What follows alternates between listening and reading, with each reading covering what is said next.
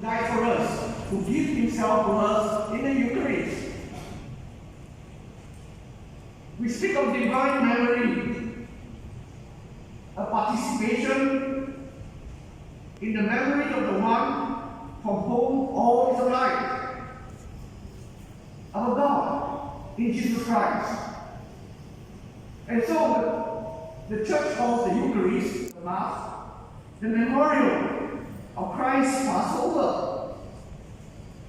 This is no ordinary human memorial. It's a divine memory.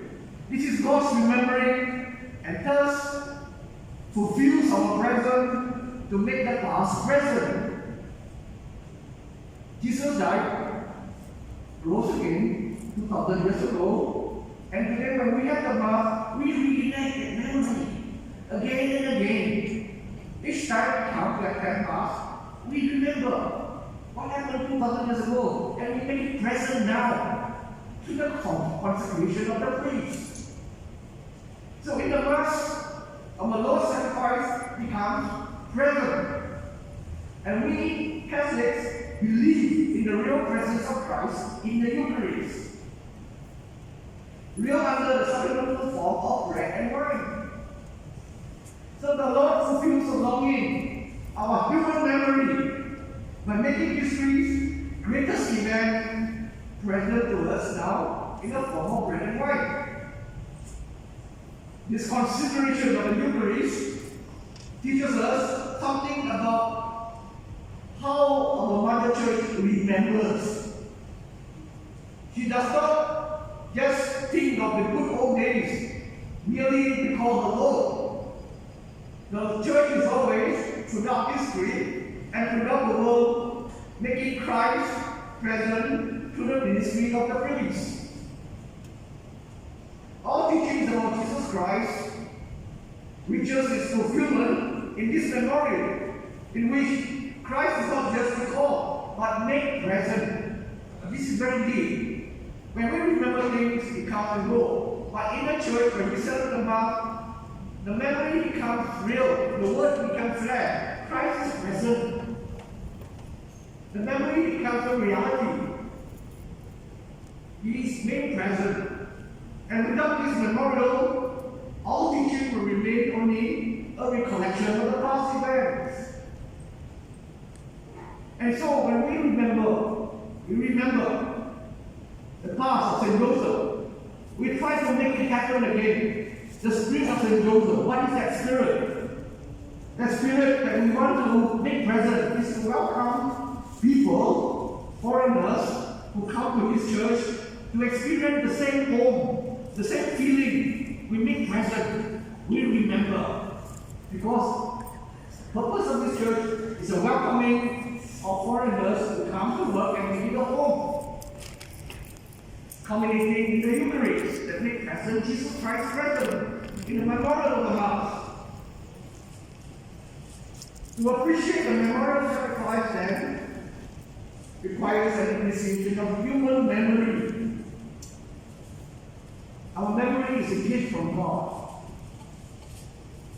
You know, when people get older, I think people suffer from Alzheimer's disease. They can't remember. It's quite sad. Memory is so precious. You meet old people, they never recall. But they remember things 60 years ago. They remember the Japanese occupation, but they cannot remember that they forgot the Sichuan attack. Very interesting. Sometimes I remember things 20 years ago, but I forgot where I put my keys, where I put my cell phones. Because memory is deep in our psyche. So, the exercise of human memory prepares us also for the sacrificial memorial. It cultivates in us a desire to make the past present. Indeed, to make ourselves present to the sacrificial victim. And also make ourselves present to each other. We are present to each other as gifts. So this is what I want to share with you regarding you remember. The next point is we rejoice. In the first letter to Thessalonians, St. Paul says, rejoice always, pray continually, give thanks in all circumstances, for this is God's will for you in Christ Jesus. Rejoice. You know what I think of it? What is there to rejoice? Life is miserable. Pandemic every day, 9,000, 10,000. Many people are out of job. People fighting and quarreling. The economy is so bad. Sickness, trouble. Not the trouble. How to rejoice like that? What do you mean by rejoice always? My life is so miserable. Struggling to make ends meet. Fighting in office and workplace. How to rejoice? Why did Paul say rejoice always? Life is far from easy.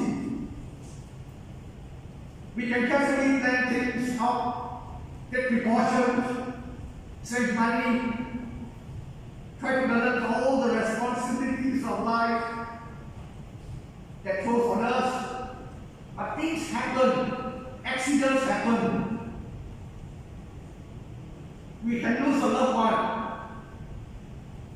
A typhoon may come and destroy our homes. We can be laid off from a job. Laid off. Many people laid off in this pandemic. Are you seeing suffering? There's no way to avoid pain. It's there all the time, as long as we are alive. But then, regardless of what is happening to us, we can make a choice to rejoice. It's up to you.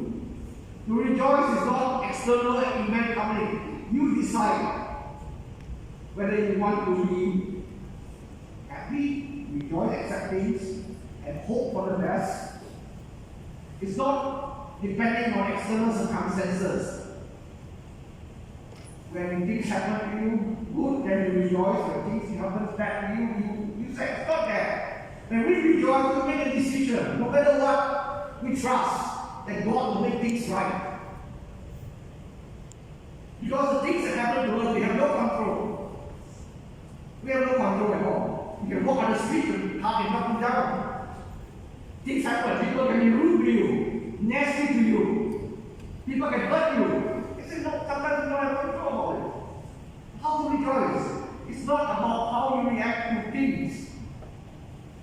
As Christians, God promises to provide care and blessing. But it does not. God never shields us from all the possibility of being hurt. As long as we are alive, we are exposed to being hurt, to be offended. Whether you choose or not, to be hurt, to be offended.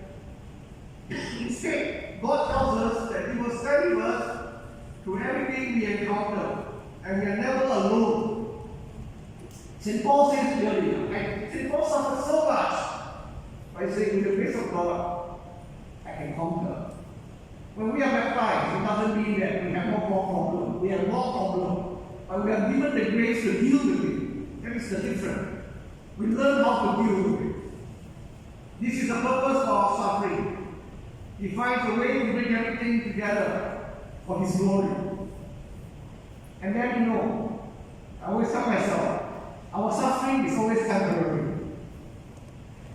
Also, our happiness sometimes it is short. You buy a shampoo, you're happy for a while, and then, you get a new cell phone, you're happy for a week. It's temporary. When you get hurt, it passes. When you get upset, it passes. Everything is temporary. It doesn't last. Sometimes you wonder why we so worried so much. Why you worry so much sometimes? The past is gone. I always tell people, the past is over. The future we don't know. What we have is the present, here and now. This is what we are sure of now. Here, you and I, here. Yesterday is gone, finished. Tomorrow, who knows? What we have is the present. So we are present to each other. We rejoice in hope that God is taking care of us, and there is more than our current pain of credit. Life is not It's more than just a pain experience. There's more. We can delight in the peace that He protects us, and He will never leave us or forsake us. This is our trust, that no matter what happens to us, God will not leave us. Our hurt and suffering as Christians is a bit different than the rest of the world, because we can find joy in what is to come. Regardless of any suffering that may be going on presently, we hope. He has already fought and won a battle for us. Jesus in His life has gone through suffering and won for us the freedom and the liberation that we need. We rejoice in hope by trusting Him and finding peace in His victory. What does it mean to rejoice? What does it mean? There are plenty of reasons to celebrate God. But how do we rejoice specifically? What do you mean by rejoicing here? When you think about the act of rejoicing, you are thinking about jumping for joy, singing and all that. But then, from a biblical perspective, from the teaching of the Bible, Paul says, rejoice always. Rejoice always. It's more than just jumping up and down and happy. No, it's more than that. The term rejoice, used among Christians in the early days, is a call to joy and used as a salutation, like hello, peace. It's a term of greeting, rejoice. That means don't worry. God takes care of you. It's not shouting and yelling. Sometimes children will walk into a room and immediately a call, people to enjoy instead of saying hello. Sometimes you meet people that you like, and automatically there's a joy, a feeling of peace, security. There's a joy. When rejoice is related to joy. Now, joy is more than just happiness. Happiness is fleeting, but joy. The joy is very deep. It's a security that we have. People are not just calling, Jesus is not calling people just to laugh and have fun. He's calling us to have deep joy, a deep sense of security. Rejoicing does not always. Jesus asking us to choose joy instead of hopelessness.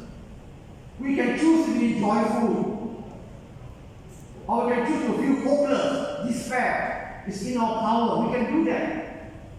We can choose to be joyful, or we can choose to be miserable, complaining,